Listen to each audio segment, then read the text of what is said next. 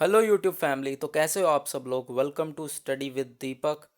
तो गाइस यहाँ पे मैं आप सब के लिए एक नया कोर्स लेकर आया हूँ जो आप जहाँ पर हम लोग इकोनॉमिक्स की एनसीईआरटीज़ कवर करेंगे। पूरी हम लोग यहाँ पर क्लास 9th टू 12th सारी एनसीईआरटीज़ कवर करेंगे इकोनॉमिक्स की, प्लस उसके बाद स्टैंडर्ड बुक्स भी कवर करेंगे। तो गाइस यहाँ पे हम लोग स्टार्ट कर रहे हैं क्लास 9th की एनसीईआरटी से, जो कि यूपीएससी के पॉइंट ऑफ व्यू से बहुत ज़्यादा इम्पॉर्टेंट है।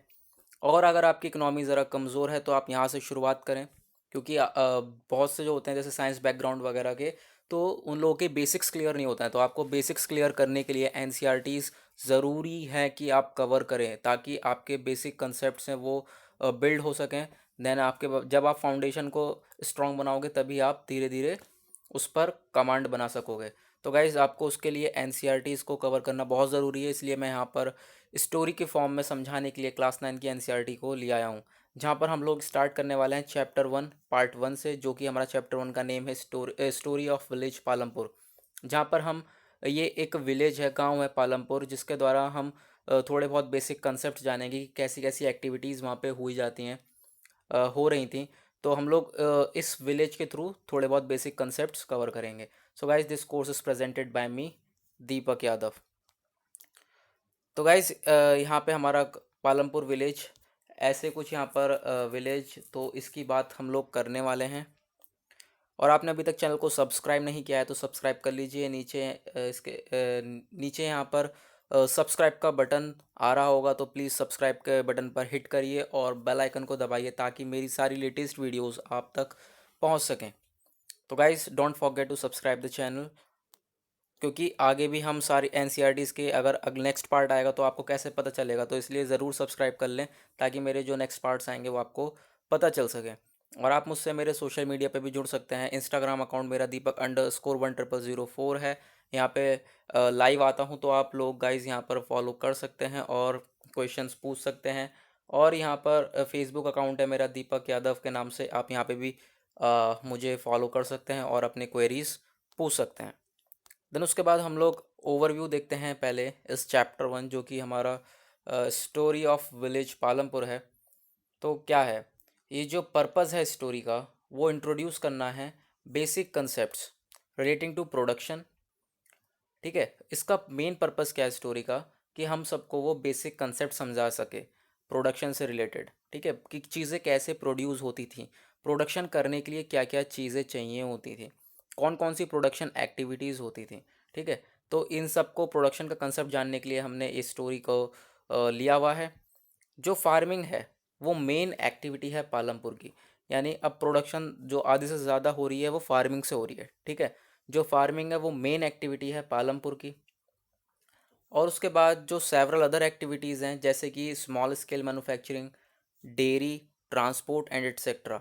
ये सारी जो हमारी स्मॉल स्केल यहाँ पे मैन्युफैक्चरिंग और डेयरी ट्रांसपोर्ट, जो हमारी ये अदर एक्टिविटीज़ हैं अपार्ट फ्रॉम द फार्मिंग, ये हमारी लिमिटेड स्केल पे हैं। ठीक है, ये हमारी लिमिटेड स्केल पे हैं, बट जो फार्मिंग है वो मेन एक्टिविटी है, यानी कि वो बहुत ज़्यादा हम लोग फॉलो कर रहे हैं, यानी ज़्यादातर प्रोडक्शन हमारा फार्मिंग से हो रहा है। देन उसके बाद जो ये प्रोडक्शन एक्टिविटीज़ को यहाँ पे बहुत सारी जो ये प्रोडक्शन एक्टिविटीज़ हैं, तो ये कैसे, मतलब हम किसी चीज़ को कैसे प्रोड्यूस करेंगे। पहले हमें बहुत सारे टाइप्स की बहुत सारे वेरियस टाइप्स ऑफ रिसोर्सेज की ज़रूरत पड़ेगी। बिना रिसोर्सेज का आप प्रोडक्शन कर लोगे, बिना मनी के आप प्रोडक्शन कर लोगे, बिना नेचुरल रिसोर्सेज का आप प्रोडक्शन कर लोगे? कभी नहीं। खाली बैठे हो आप प्रोडक्शन कर रहे हो? बिल्कुल नहीं। तो क्या प्रोडक्शन एक्टिविटीज़ जो है, प्रोडक्शन एक्टिविटीज़ को बहुत सारे अलग अलग टाइप्स की रिसोर्सेज की ज़रूरत पड़ती है। जैसे नेचुरल रिसोर्सेज, अब हम फार्मिंग करेंगे तो हमारी ये जो प्रकृति से मिले हुए हैं हमें सामान, यानी जैसे लैंड है, हम इसके ऊपर फार्मिंग कर लेंगे। ठीक है, हमारा हो गया natural resources. Man made items, यानी जो मैन अपने हाथ से बनाते हैं। मान लीजिए अभी फार्मिंग पे हमने एग्जाम्पल लिया है तो इससे रिलेटेड ले ले रहे हैं, यानी प्लफ जो हल बनाते हैं लोग लकड़ी का, अपने हाथ से बना लेते हैं। मान लीजिए मैन मेड आइटम्स, ये मैन मेड आइटम्स की ज़रूरत पड़ेगी। उसके बाद ह्यूमन एफर्ट, अगर ह्यूमन ही चलाएगा यहाँ पे, ह्यूमन करके यहाँ पे खेत को सही से जोतेगा तभी तो यहाँ पे प्रोडक्शन होगा। मनी, मनी की ज़रूरत तो पड़ेगी, सीड्स लाने के लिए या किसी भी चीज़ को लाने के लिए मनी की ज़रूरत तो पड़ेगी। तो गाइज़ हमारी जो ये प्रोडक्शन एक्टिविटीज़ हैं, इन्हें अलग अलग रिसोर्सेज की ज़रूरत है। इन रिसोर्सेज के बिना हमारी प्रोडक्शन नहीं हो सकती। वो कौन कौन से रिसोर्सेज हैं? Natural resources, man made items, human efforts, money, ऐसे ही और भी अन्य रिसोर्सेज होते हैं। जैसे ही हम लोग यहाँ पर, जैसे कि हमने स्टोरी पढ़ी है पालमपुर की, और आगे हम ये भी चीज़ पढ़ेंगे कि कैसे हम लोग कंबाइन कर सकते हैं किस किस को, रिसोर्सेस को, मतलब हम लोग किस तरीके से वेरियस रिसोर्सेस को कंबाइन कर कर हम अपने डिज़ायर्ड गुड्स को प्रोड्यूस कर सकते हैं। ठीक है, आगे हम लोग ये चीज़ भी पढ़ेंगे। वैसे कि मैंने यहाँ पे बता दिया है कि अलग अलग रिसोर्सेज को कंबाइन करने के बाद ही हम लोग यहाँ पे प्रोडक्शन करते हैं। देन उसके बाद हम लोग बात करते हैं अब इंट्रोडक्शन की। हमने ओवरव्यू देख लिया कि चैप्टर में क्या पढ़ने वाले हैं। तो मतलब जो हमारा चैप्टर 1 है स्टोरी ऑफ विलेज पालमपुर, ये पूरा का पूरा हमारा प्रोडक्शन एक्टिविटीज़ के ऊपर होने वाला है। जो पालमपुर है वो वेल कनेक्टेड है, यानी बहुत अच्छी तरीके से कनेक्शन है उसके, मतलब बहुत अच्छी तरीके से आसपास के गांव हैं उनसे बहुत अच्छी तरीके से उनसे रोड्स वगैरह के थ्रू कनेक्ट हुआ है। ठीक है, अपने नेबरिंग विलेज से। जो रायगंज है एक बहुत बड़ा गांव, वो 3 किलोमीटर दूर है पालमपुर से, और ये ऑल वेदर रोड्स कनेक्ट है। मतलब कि आप ये समझ लीजिए ऐसी रोड बनाई गई है कि वो हर मौसम में सही रहेगी, यानी कि जैसे बारिश वगैरह होती है तो पानी भर जाता है, ऐसा नहीं होगा, या रोड ख़राब हो जाएगी, ऐसा नहीं। ऑल वेदर रोड बनाई गई है ताकि वो हर मौसम में इधर से उधर जिसको भी ज़रूरत हो वो इधर से उधर जा सके आ सके। देन उसके बाद बहुत सारे अलग अलग ट्रांसपोर्ट्स हम लोगों को दिखे उस रोड पर। जो रोड्स बनाई गई हैं well connected all weather roads हैं, तो उस पर ढेर सारे हम लोगों को ट्रांसपोर्ट्स दिखे, जैसे कि बुलक कार्ट दिखा, तांगास, बोगीज़। ठीक है, बोगीज़ कैसे दिखी, हम लोगों को लोडेड हुए, जैसे वो होता है ना तांगा वगैरह, आगे घोड़ा होता है पीछे उसकी बोगी बनी हुई होती है, तो वो हमें लोडेड दिखी किससे, जैगरी से, यानी गुड़ वगैरह से लोडेड दिखी, और अदर कमोडिटीज़ और भी अलग अलग कमोडिटीज़ थी जो वो पूरी की पूरी लोड थी।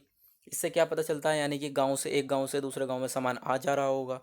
ठीक है, उसके बाद हम लोग को मोटर व्हीकल्स दिखे, like motorcycles, jeeps, tractors, trucks, ये सब भी हम लोगों को वहाँ पर रोड पर दिखे।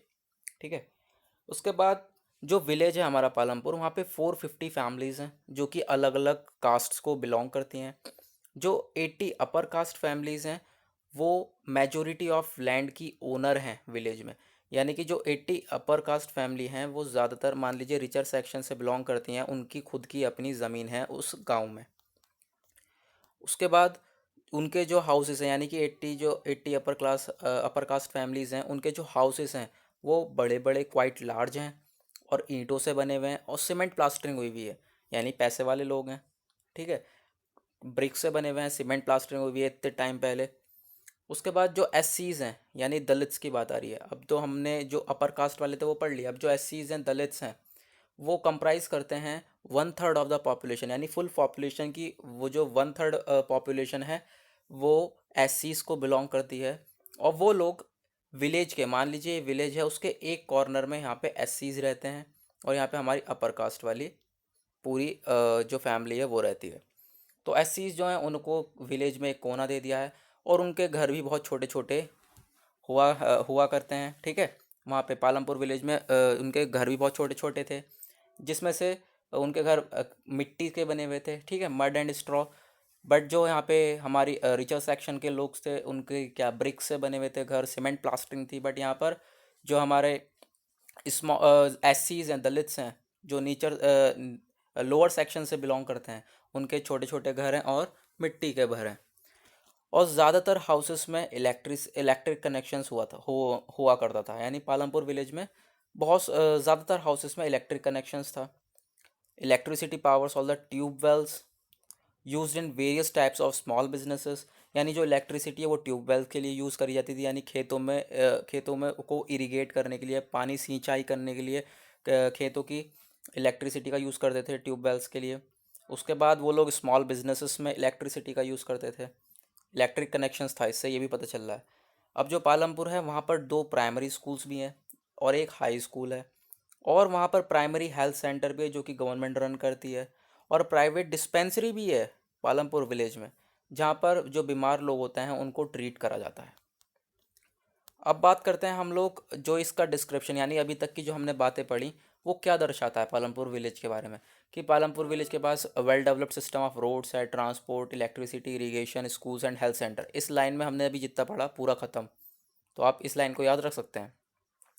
जो स्टोरी ऑफ पालमपुर है, हमारी इमेजिनरी विलेज है, वो ये बताता है कि प्रोडक्शन किस तरीके से मतलब कर रहे थे। तो ज़्यादातर हम लोगों को जो पालमपुर विलेज है, इससे मेन जो हमें पता लगाना है वो हमें प्रोडक्शन एक्टिविटीज़ के बारे में बात करनी है, जिसमें से हमने अभी पढ़ा था कि हमारा जो मेन प्रोडक्शन था वो था, मेन प्रोडक्शन का सोर्स क्या था, हमारा फार्मिंग। ठीक है गाइस। और उसके बाद हमारे स्मॉल स्केल मैन्युफैक्चरिंग हो गई, उसके बाद डेयरी हो गया। तो ये सब हमारा ये सब प्रोडक्शन एक्टिविटीज़ थी। तो इन्हीं के बारे में आगे भी चैप्टर के अंदर और डीपली बताया गया है। अब जो ये विलेजेस हैं अक्रॉस इंडिया, जो वहाँ पर जो है फार्मिंग जो है, खेती, वो मेन प्रोडक्शन एक्टिविटी है।